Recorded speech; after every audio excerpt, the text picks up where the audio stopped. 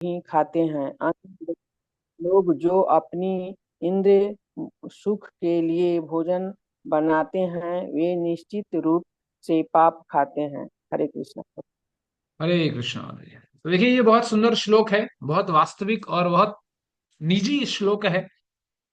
तो जहां पर भगवान अर्जुन को ये संदेश दे रहे हैं, है ना, भगवत गीता के शुरुआत में ही, मतलब अपने जीवन के शुरुआत में ही हमें इस संदेश का, इस उपदेश का पालन करना चाहिए। और भगवान क्या कह रहे हैं? यज्ञ शिष्ट आसीन संतो मुच्यन्ते सर्व किली विषय भुंग्यते ते त्वघम पापा ये पचन्ति आत्म कारणात्। भगवान के भक्त सभी प्रकार के पापों से मुक्त हो जाते हैं। ठीक है, मतलब भगवान ने ये गारंटी दे दिया कि जो भगवान का भक्त हो जाता है, जो हमारे श्याम सुंदर का हो जाता है, वो सभी प्रकार के पापों से मुक्त हो जाता है। इसमें कोई संशय नहीं है। बस यदि टर्म्स एंड कंडीशंस कुछ है तो वो वही है कि हमें भगवान का भक्त बनना पड़ेगा। ठीक है, अब कारण बताते हैं भगवान क्यों हो जाते हैं, तो बोल रहे हैं क्योंकि वे यज्ञ में अर्पित किए भोजन, प्रसाद, मतलब भोजन का मतलब है प्रसाद को ही खाते हैं। अन्य लोग जो अपनी इंद्रिय सुख के लिए भोजन बनाते हैं वे निश्चित रूप से पाप ही खाते हैं।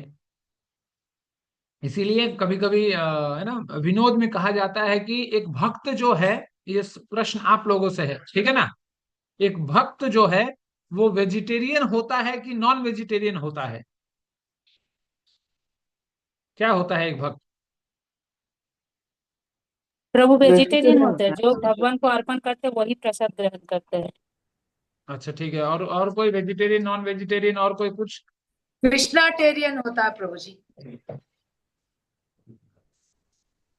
वेजिटेरियन होता है प्रभु जी। वेजिटेरियन होता है। और किसी का कोई सुझाव?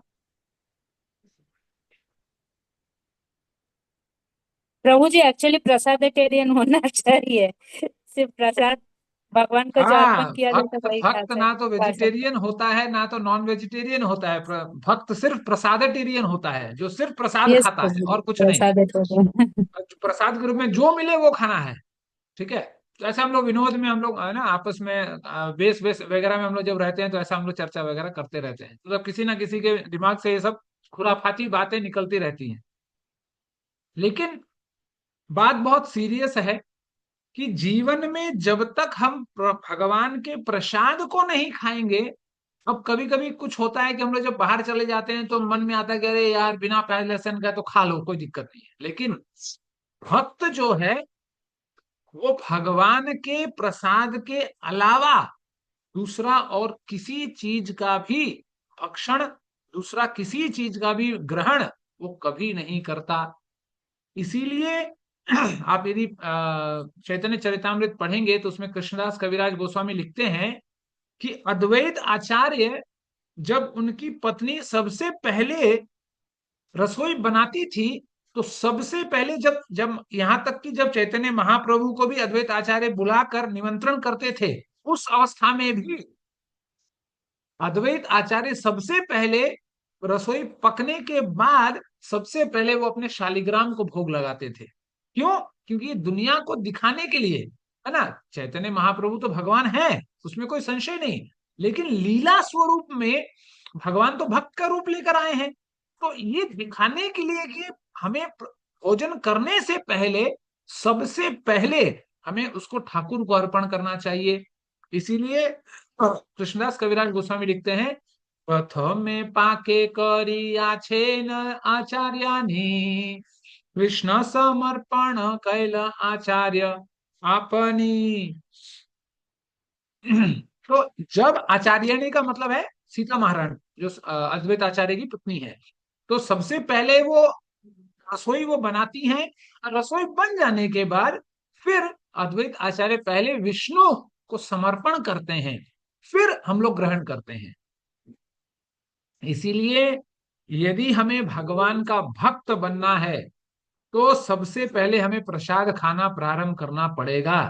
फिर भागवत समझना, भगवत गीता समझना, दुनियादारी समझना, तीर्थों का भ्रमण करना, ये नहीं कि वृंदावन आए और खाली लस्सी और कचौड़ी चाट खाए और चले गए, हो गया हमारा वृंदावन ट्रिप। वृंदावन इसलिए मत आइए कि हमें लस्सी पीना है। लस्सी तो आप दुनिया में कहीं भी पी सकते हैं, अपने घर में भी पी सकते हैं। इसमें कौन सा तोप है लस्सी पीना? आप लोग नहीं जानते हैं क्या लस्सी बनाना? तो लेकिन 90% लोग आजकल लस्सी पीने ही आते हैं। तो इसीलिए यही प्रसाद की महिमा है। आप यदि भागवतम देखेंगे तो एकादश स्कंद में उद्धव महाराज और भगवान कृष्ण की चर्चा में उद्धव कहते हैं कि जो इंसान भगवान का उच्चिष्ट ग्रहण करता है, तो आप लोगों ने यदि चरित्र पढ़ा होगा तो आप लोगों को पता होगा कि जो उद्धव महाराज हैं वो भगवान के द्वारा छोड़ा गया हर चीज वो इस्तेमाल करते थे। उन्होंने अपने जीवन में कुछ नया नहीं पहना। कभी अपने लिए जाकर एलन सोली से अपने लिए सूट बूट पैंट शर्ट नहीं खरीदा। वो हमेशा, चाहे वो कपड़े हो, मुकुट हो, ये पायजेब हो, जूते हो, जो भी हो, वो जो भी भगवान यूज करके छोड़ देते थे उसी का ग्रहण उद्धव महाराज करते थे। इसीलिए भागवत में ये श्लोक आता है कि जब उद्धव महाराज मथुरा से वृंदावन जाते हैं गोपियों को समझाने के लिए, और जब दूर से गोपियां उद्धव को आते हुए देखती हैं तो उद्धव को लगता है कि स्वयं कृष्ण ही आए हैं। क्यों?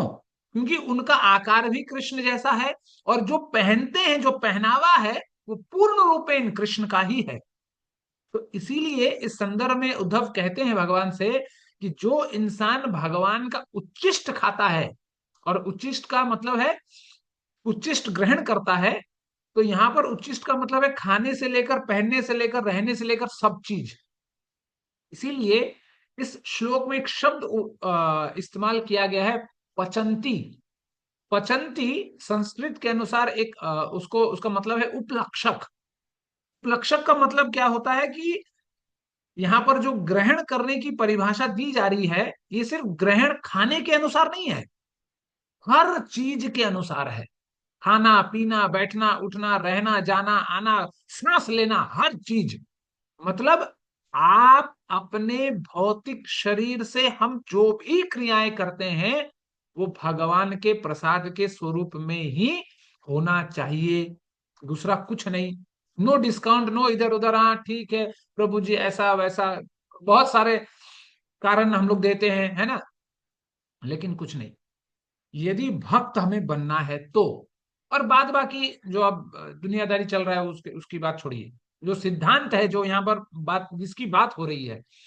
इसीलिए रामायण में जब भारद्वाज मुनि को ये पूछा गया, कि जब राम ने पूछा भरद्वाज को कि भाई मैं कहाँ रहूं, तो भरद्वाज ने तो पहले बोला कि अरे ये क्या मजाक है भाई, आप परम परमात्मा ब्रह्मांड नायक, आप हमसे पूछ रहे हैं हम कहाँ रहें? ये मत पूछिए कि आप कहाँ रहेंगे, ये पूछिए कि आप कहाँ नहीं है। तो भगवान मुस्कुराए और इंगित किया उन्होंने कि भाई लीला चल रहा है तो लीला में सपोर्ट कीजिए, अंदर की बात मत खोलिए।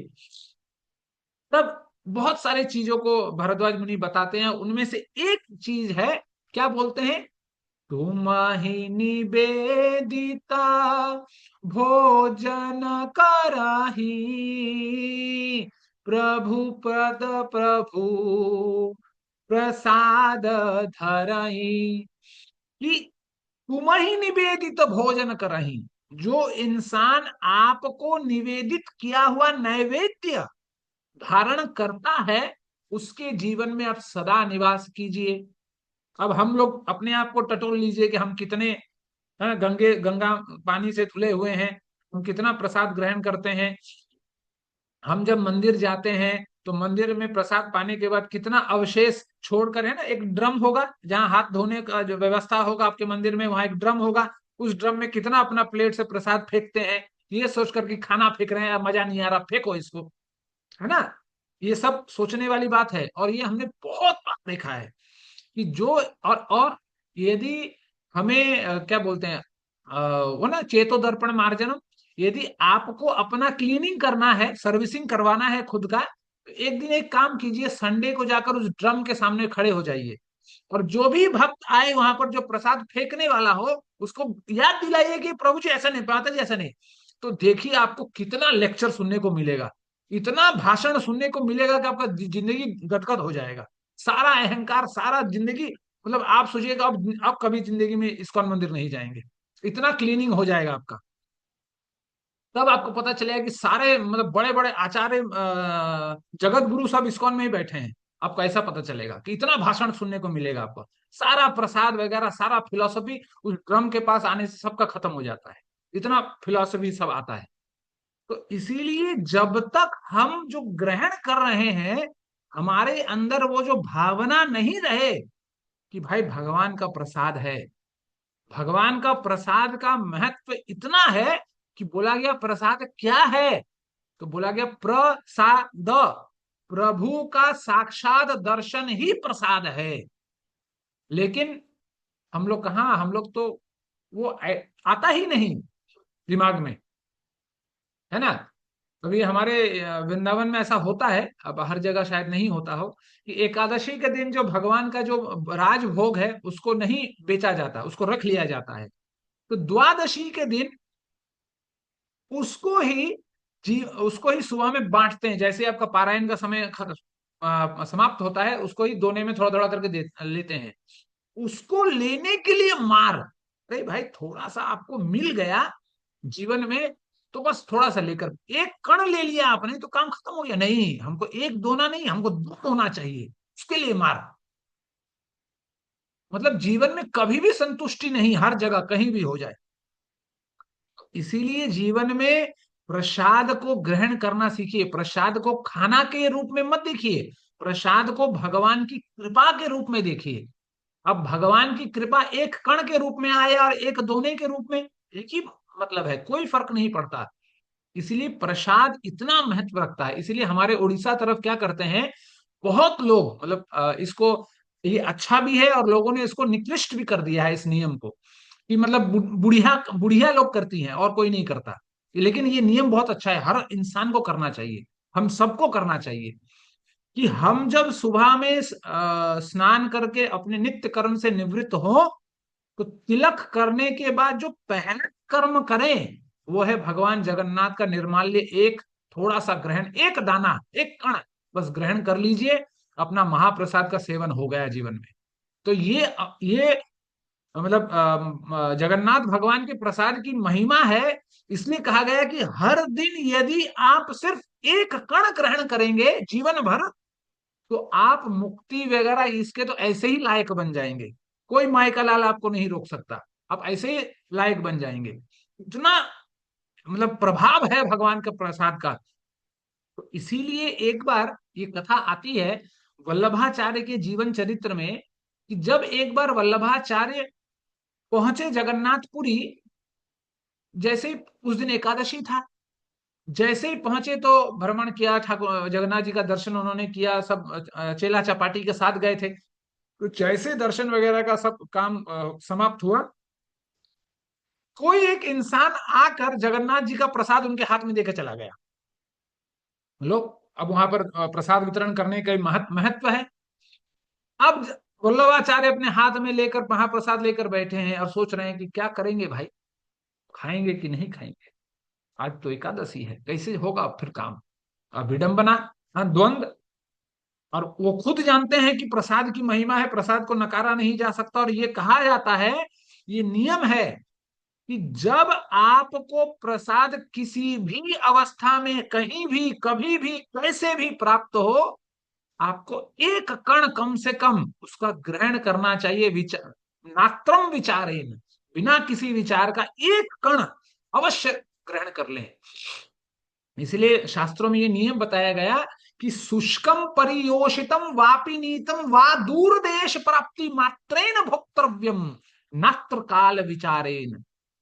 कि चाहे वो बासी हो, चाहे वो सूखा हो, चाहे वो बहुत दूर देश से आया हो, कुछ भी हो, प्राप्ति मात्रेन भोक्तव्यम नात्र काल विचारेन। कोई काल, कोई समय का विचार किए बिना हमें प्रसाद को ग्रहण करना चाहिए।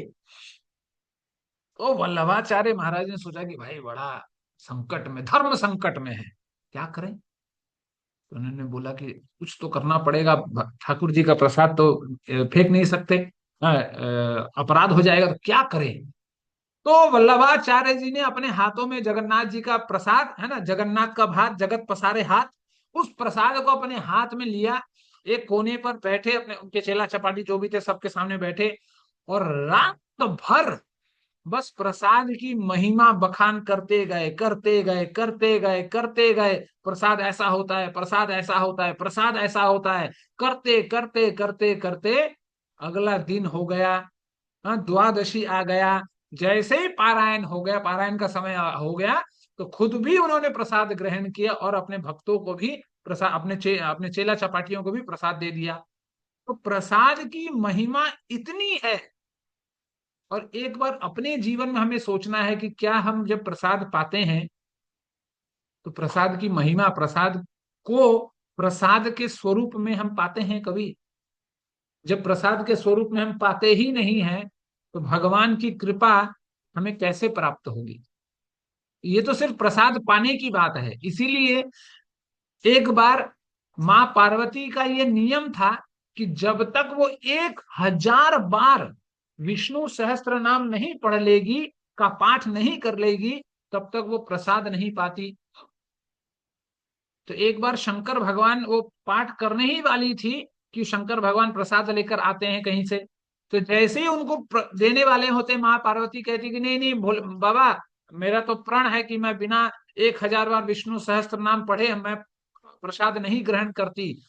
तो भगवान कहते हैं कि अरे बाबा ठीक है, लेकिन तुम 1000 बार विष्णु का नाम लेने का जो फल है, वही फल एक बार राम बोल देने से वो फल आपको मिल जाता है।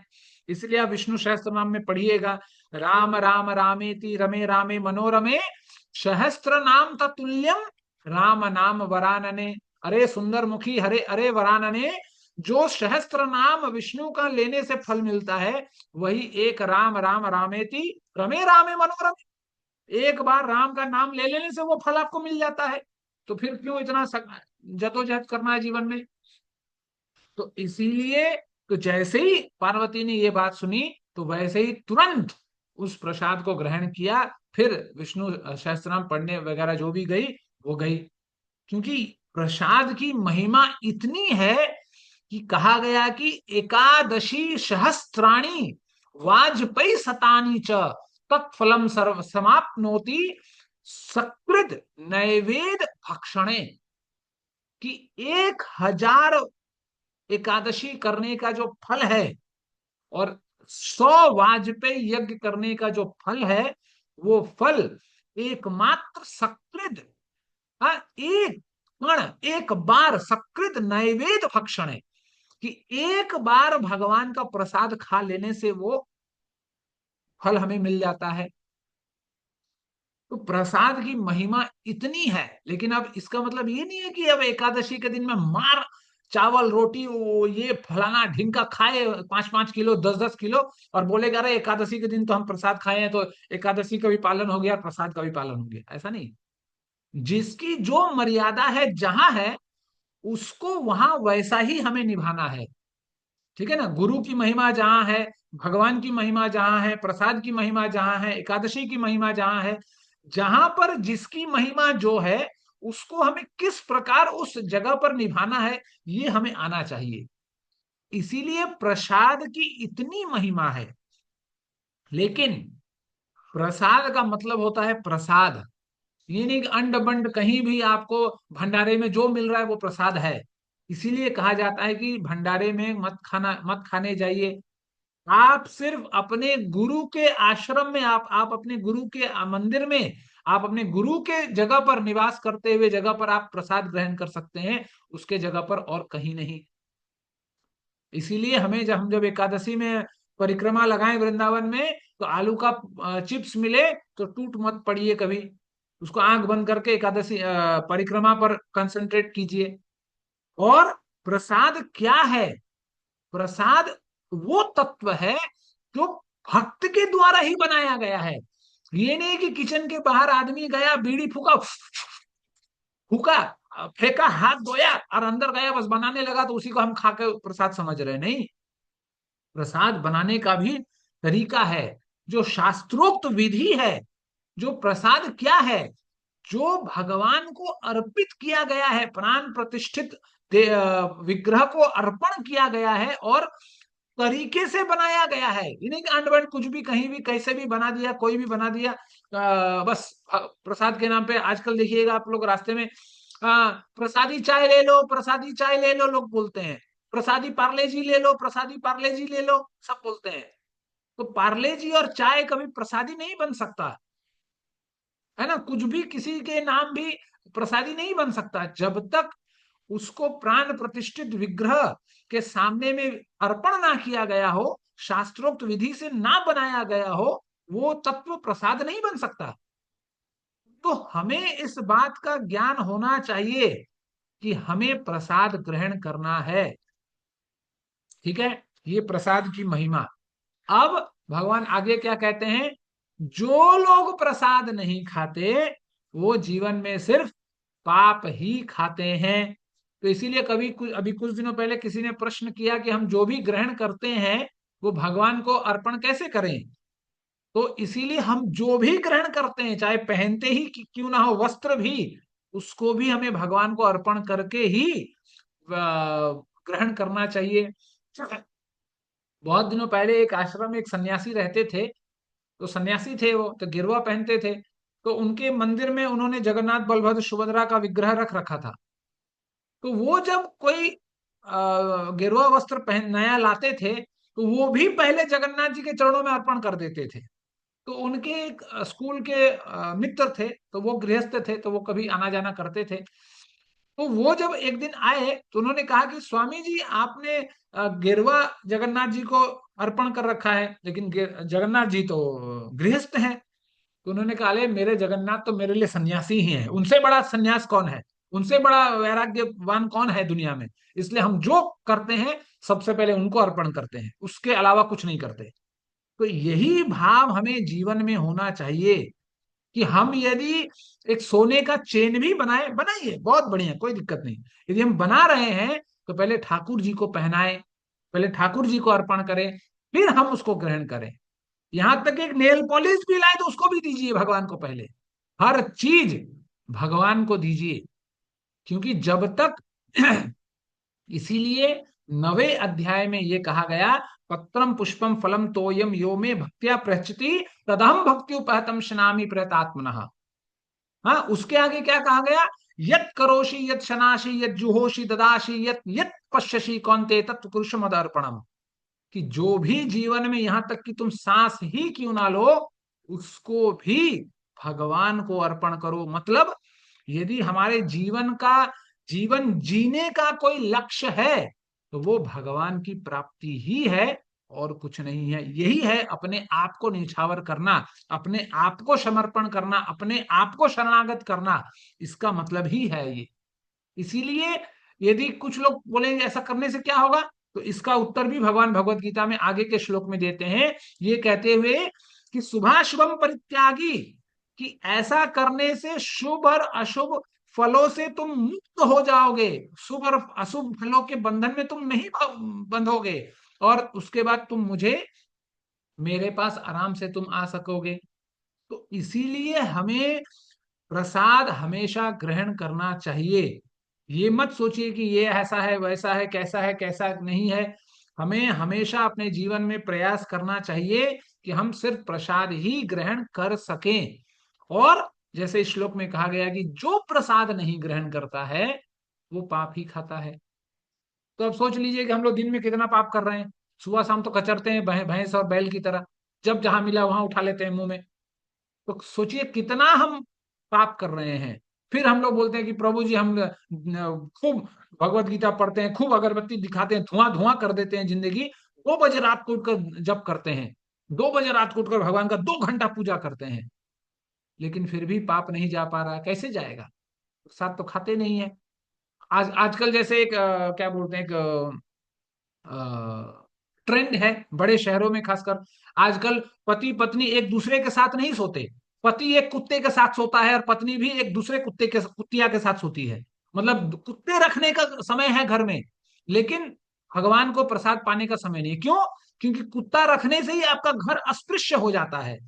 आपका जो नैवे आपका जो भोजन है वो कभी भगवान ग्रहण नहीं करेंगे, क्योंकि आपका घर स्वच्छ है ही नहीं। हमारे घर में इधर उधर आजकल जो हम लोग देखिएगा, जिस कपड़े को पहनकर शौचालय जाते हैं वही कपड़े में आकर रसोई में घुस जाते हैं। जब आपका घर पवित्र ही नहीं है, जब हमारे घर में ऐसी व्यवस्था ही नहीं है, तो भगवान फिर ग्रहण कैसे करेंगे? और नहीं ग्रहण करेंगे तो वो प्रसाद कैसे बनेगा फिर? तो इसीलिए पवित्रता, शुद्धता की इतनी महत्व है हमारे सनातन धर्म में। लेकिन आजकल लगता है कि अरे ठीक है, जिस कपड़ा पहन जो कपड़ा पहनकर सो के उठा, उसी कपड़े में रसोई में घुस गया। क्यों? बेड टी चाहिए, सुबह सुबह चाय चाहिए, बिना चाय के प्रेशर नहीं आता है। तो प्रेशर और चाय के चक्कर में हमारा शुद्धता चला जाता है, और उस जिसके चलते हमारा रसोई खराब, हमारा मंदिर खराब, और जिसके चलते हमारा घर भी खराब, और जिसके चलते हमारा जीवन भी खराब। फिर तो इसीलिए प्रसाद ग्रहण करने का तरीका बनाइए, धीरे धीरे धीरे धीरे। बहुत दिनों पहले, शायद अब हो गया 7-8 महीना, एक साल पहले शायद, ठीक से मुझे भी याद नहीं, एक क्लास मैंने लिया था हिंदी में ही, हमें प्याज लहसुन क्यों नहीं खाना चाहिए। आप में से शायद बहुत लोग नहीं थे उसमें। तो एक एक माता जी थी, गुजरात से थी। तो उन्होंने पूछा, वो शायद बैचलर थी, घर पे रहती थी, पढ़ाई लिखाई हो गया, अब घर पे ही रहती थी शायद। उन्होंने पूछा कि प्रभु जी मैं तो नहीं खाना चाहती, लेकिन माँ मम्मी पापा खूब बोलते हैं कि नहीं, खाना ही खाना है, खाना ही खाना है। तो आपको तरीका खोजना है कि हम कैसे नहीं खाएंगे। हमारे घर में भी एक दिन खाया करते थे, तो हमने भी एक ऐसा तरीका खोजा जिसके कारण लोगों को झुकना पड़ा। मार पीट कुटाई करके नहीं, मोहब्बत से एकदम ऐसा खेल खेलो कि लगे कि भाई अब नहीं सुनेगा। आपको तरीका खोजना पड़ेगा। आप कैसे नवरात्रि में बिना खाकर रहते हैं? आप कैसे एकादशी में नहीं खाकर रहते हैं? आप कैसे शिवरात्रि में नहीं खाकर रहते हैं? आप कैसे गणपति के उत्सव में नहीं खाकर रहते हैं? उसी तरह नहीं खा के रहना है। इसमें कौन सी बड़ी बात है ना? तो हमें जीवन में ये लक्ष्य बनाना पड़ेगा कि बॉस हमें ऐसा करना है। अब कैसे करना है? एक बार आप ठान लीजिए कि हमको करना है, तो विश्वास मानिए, यदि आपने सही मायने में मोहब्बत से, हृदय से, दिल से संकल्प किया है कि हमको ऐसा करना है, तो भगवान को भी आपको आपके घर में घुसकर आना पड़ेगा आपसे करवाने के लिए। आप एक बार करके तो देखिए। इसलिए मैं कहता हूं ना, आप जैसे मैंने अभी कुछ दिन पहले आप लोगों को कहा कि शिवरात्रि का क्लास शायद नहीं होगा, तो शनिवार को होना था। शुक्रवार के रात को मेरे दिमाग में खूब उथल पुथल था कि कैसे होगा क्या नहीं होगा, क्योंकि शनिवार से कुछ काम होना था घर पे। तो मैं, क्योंकि और आध्यात्मिक जगत में एक नियम है, और भगवान का ही ये नियम है कि सबसे पहला टर्म्स एंड कंडीशंस यही है कि तुम मेरे पास आओ, जैसे भी हो, एक कदम ही क्यों ना हो, तुम मेरे पास आओ, बाद बाकी हम देखेंगे। यही नियम है भगवान का। तो हमने सोचा कि यार ये इतने सारे कुछ काम वगैरह था, बहुत दिन से पेंडिंग है, अभी अभी भी नहीं हुआ है वो काम। तो वो काम करवाना था, क्लास करवाना था, शिवरात्रि निकल जाएगा, फिर क्लास नहीं हो पाएगा, फिर मंडे टू फ्राइडे आ जाएगा, शाम में ऐसे भी नहीं हो पाएगा।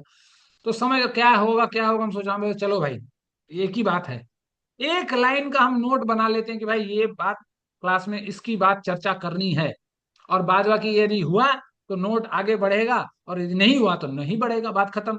अब बुलवाना है तो भगवान बुलवाएंगे, और नहीं बुलवाना तो नहीं बुलवाएंगे। हमारा क्या जा रहा है? हमारा तो कोई लॉस नहीं है, प्रॉफिट नहीं है ना? स्तुति होगा तो ठाकुर जी का होगा, नहीं होगा तो तुम्हारा नहीं होगा। अपना क्या जाएगा? अपना तो कुछ होगा नहीं, अपना तो ठन ठन गोपाल। तो एक लाइन हमने रात में लिख कर रख दिया था कि छोड़ो यार, जो होगा देखा जाएगा, लिख रहो, बाद में देखा जाएगा। तो फिर अगले दिन फिर व्यवस्था बनी, फिर आप तक सूचना पहुंची, और फिर शनिवार की रात क्लास हो गया। पहले हमें जीवन में अपने आप को संकल्पित करना है कि हमें अपनी व्यवस्था कैसे बनानी है। बहुत सारा वर्साटिलिटी है इसमें कि कैसे हो सकता है, कैसे नहीं हो सकता, बाहर जाएंगे तो कैसे खाएंगे। अरे बाहर का चिंता आप कर रहे हैं ना, तो पहले घर का चिंता को त्यागिए, घर में बंद कीजिए, घर में प्रसाद पाइए, बाहर में खाइए जो खाना है पहले।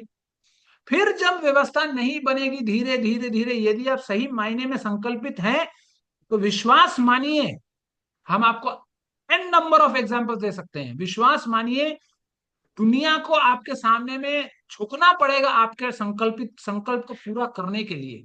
भगवान करके दिखाएंगे आपको। लेकिन हमारे जीवन में वो संकल्प है या नहीं, वो निर्भर करता है। मैं आपको एक उदाहरण दूं, क्योंकि आप लोगों को लगता होगा कि मैं थोड़ा एग्जाजरेट कर रहा हूं। एक बार मैं और मेरी पत्नी नए नए विवाह होने के बाद 1-2 साल के अंदर नैमिषारण्य गए। और नैमिषारण्य आप जाएंगे तो वहां पर प्रसाद वगैरह का कोई व्यवस्था नहीं है। तो हम लोग तो अपना, हमारा तो भाई उसूली है कि घर से निकलो तो 20 रोटी लेके निकलो, पहले दिन के लिए सब्जी, और दूसरे दिन के लिए अचार और केले। केला तो कहीं भी मिल जाएगा, अचार लेके चलो। हाँ, तो 20 रोटी लेके चलोगे, उसमें घी लगा दो तो 1 हफ्ता चलेगा, कोई दिक्कत नहीं, 2-2 रोटी खाओ, मजे लो। तो हम लोग लेके निकले, और वहां पर कोई प्रसाद ना मिले। अब कुछ है, हर चीज में प्याज लहसुन। अब गर्मी का दिन, भूखे ही भूखे, अब भूख तो लग रहा है वहां। शायद हमने थोड़ा स्नान वगैरह भी थोड़ा कर लिया था, जिसके कारण और भूख लगे। हाँ, स्नान के बाद बहुत भूख लगता है। तो हमने बोला यार, अब मिली नहीं, कुछ क्या करें। एक जगह को, एक शायद नरसिंह भगवान का एक नया कोई मंदिर वगैरह बन रहा था, वहां गए हम लोग, दर्शन किया, ठीक है, हो गया, बस वापस आ गए। अब क्या करें, अब शाम का ट्रेन है, 7-8 बजे का ट्रेन था शायद। तो अब 2-3 बजे समय हो रहा है, भूख भी लग रहा है, क्या करें क्या करें क्या करें। हाँ, तब तो मेरी पत्नी भी गुस्सा हो रही थी। उसको उसको भूख लगता है तो वो गुस्सा हो जाती है। अब लगे तो अब क्या करें। तो हमने बोला कि अब चलो यार, जो होगा देखा जाएगा। आप विश्वास मानिए, आप लोगों ने बहुत बार अटेंड किया होगा, जब मान लीजिए कोई कथा हो रहा हो, है ना, लाइव कथा, जैसे मंदिर में आप लोग कथा होता है, संडे संडे आप लोग क्लास जाते हैं, जब स्पीकर बोल रहा है, ठीक है, उस समय मान लीजिए लोग बैठे हैं, आप किसी कारण से आप 15-20 मिनट आधा घंटा लेट हैं, तो जैसे ही आप एंट्री करते हैं, तो क्या स्पीकर आपका नाम लेकर पुकारता है कि अच्छा अच्छा शकुंतला माता जी बैठ जाइए, अच्छा अच्छा आइए आइए बैठिए बैठिए। वो आपको नहीं पुकारता। वो अपना लय में लगा हुआ है, कोई आए कोई जाए, उसे कोई फर्क नहीं पड़ता है। तो वहां पर एक शायद गुजरात से एक टीम आया हुआ था, पूरा बस वगैरह सब लेकर, उनका कथा चल रहा था 7 दिनों का, भागवतों का। तो जैसे ही हम लोगों ने प्रवेश किया, हम लोग, मैंने सोचा यार यार, इस धूप में कहाँ जाओगे, बैठो यार आराम से, भागवत कम से कम सुन लेंगे। हाँ, कम से कम फैन का हवा तो मिल जाएगा, भूख तो लग रहा है लेकिन कम से कम फैन का हवा तो मिल जाए, बाद बाकी देखा जाएगा बाद में। तो जैसे ही घुसे, विश्वास की, जैसे ही घुसे, व्यास पीठ से आवाज आएगी, अरे अरे, हमारे दोस्त आए, हमारे मित्र आए, इनको बैठाओ इनको बैठाओ इनको बैठाओ। दोनों हम लोग बैठे। फिर जब सत्र खत्म हुआ, फिर दोबारा आवाज आए, अरे हमारे मित्रों को, हमारे अतिथियों को, सॉरी मित्र नहीं, अतिथियों को इनको प्रसाद खिलाओ। तो फिर सूखा प्रसाद मिला वहां, जो शायद चौथा दिन था वो। तो भगवान का जन्मोत्सव था। तो जब सूखा प्रसाद मिला तो थोड़ा थोड़ा हम लोगों ने पाया। लेकिन अब भूख तो लगा है भाई, अब थोड़ा पाके भूख तेज हो गया। हम बोले यार, अब मुसीबत है यार। तब तक उन्होंने कहा कि अतिथियों को ले जाओ और भोजन करवाओ। तो उसके पीछे ही लगा था स्टॉल। तो हम लोग लाइन में लग गए, खुशी से करे यार प्रसाद मिलेगा, पेट भर जाएगा। तो जब लाइन में लगे तो कुछ लोग हम लोगों को देखने लगे, क्योंकि है ना, वो लोग लिमिटेड होकर आए थे, 20-50-60 लोग आए थे। तो हर चीज लिमिटेड, अब पूरा दुनिया खुश जाएगा तो कहाँ से वो लोग बनाएंगे। सब लोग हम लोगों को आंख आंख भर भर के देखने लगे, अरे ये बाहर के लोग कहाँ से आ गए। तो एक इंसान ने तो टोक भी दिया कि भैया आप कहाँ से आए। तब जैसे ही उन्हें उसने टोका, तो एक आदमी ने बाहर, और एक आदमी आया और बोला कि नहीं नहीं नहीं, महाराज जी ने बोला इनको प्रसाद खिलाओ। तब तक एक एक प्लेट प्रसाद मिला, खाएं, और जिंदगी झिंगा लला, चलो आगे बढ़ गए, हो गया रात का काम। तो जब तक हमारे जीवन में संकल्प नहीं है, तब तक ये यथा माम प्रपदन्ते, हमेशा याद रखिएगा। यदि हम तुष्ट करना चाहते हैं अपने आप को, तो जैसे शिला प्रभुपाद बोलते थे, यू कैनॉट चीट कृष्णा। तुम कृष्ण को बेवकूफ नहीं बना सकते। कृष्ण तुम्हारे हृदय की हर बात को जानते हैं, कैसे होगा कैसे नहीं होगा। यदि आप मुझे अभी कहेंगे कि नहीं नहीं प्रभु जी, हमारी अवस्था ऐसे नहीं है, ऐसा नहीं मिलता नहीं मिलता है, तो हम तो आपको एक ही चीज कहेंगे, भूखा रहिए, तब पता चलेगा। विश्वास मानिए, ये सच सत्य घटना है, ये 20-25 साल पहले की घटना है। एक इंसान बनारस में गंगा के तट पर भूखा, बस भगवान की याद में, भगवान की लालसा में रोता बिलखता, किसी से बात नहीं करता, किसी से मांगता नहीं। और बनारस आप जाएंगे तो मरवाड़ियों का 365 दिन 24x7 भंडारा चलता है। एकदम कितने बार खाइएगा, खा खा के मर जाइएगा, इतना खाना चलता है। लेकिन वो इंसान बस गंगा के तट पर, तुलसी घाट से लेकर दशाश्वमेध घाट तक, इधर से उधर उधर से इधर, बस तट में रहना, तट में ही सोना, तट में ही नहाना, तट का ही पानी पीना और कुछ नहीं, आकाश वृत्ति में रहना। इस तरह करते करते करते, उस समय वो वैश्य उपासक था वो इंसान, मतलब भगवान शंकर की उपासना करता था, और भगवान शंकर की दर्शन के लिए उसके अंदर इतनी लालसा, 20 साल तक उसने ऐसा किया। 20 साल तक, सोचिए, मिला तो खाया, नहीं मिला तो नहीं खाया। कभी किसी किसी ने मुरब्बा देकर चला गया, कभी कोई पूरी सब्जी देकर चला गया, कभी कोई ऑरेंज देकर चला गया, कभी कोई एक एप्पल देकर चला गया, और कभी नहीं मिला तो 2-2 दिन, 3-3 दिन तक सिर्फ गंगा जल पीकर वो इंसान रहा, सिर्फ एक शंकर भगवान का दर्शन। इस तरह करते करते करते करते 20-25 साल तक, मतलब जवानी के बाद की बात कर रहा हूँ। ये अपना युवा अवस्था तो माँ बाप के साथ अच्छे अवस्था में बीता, वो अलग।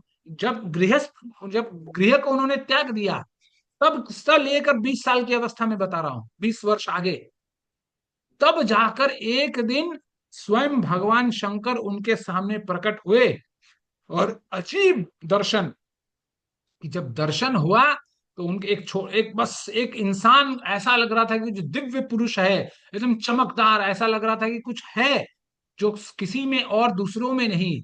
बस ये आंखों ही आंखों में इशारा हो गया, बस वो बाबा देखते गए देखते गए देखते गए, और वो भगवान शंकर तट से चलते चलते चलते चलते चलते चलते आगे कहाँ अंतर्धान हो गए, पता ही नहीं चला। और जो इशारों इशारों में बात हुआ, वो बात हुआ, वो बात की बात छोड़ दीजिए उसको। तो इसीलिए हमारा संकल्प कैसा है, ये जो हम लोग बोलते हैं ना कि अरे भगवान तो सिर्फ सतयुग में मिलते हैं, कलयुग में मिलते हैं, त्रेता में मिलते हैं, आज भी मिलते हैं, लेकिन हमारी औकात कहाँ है मिलने मिलने की।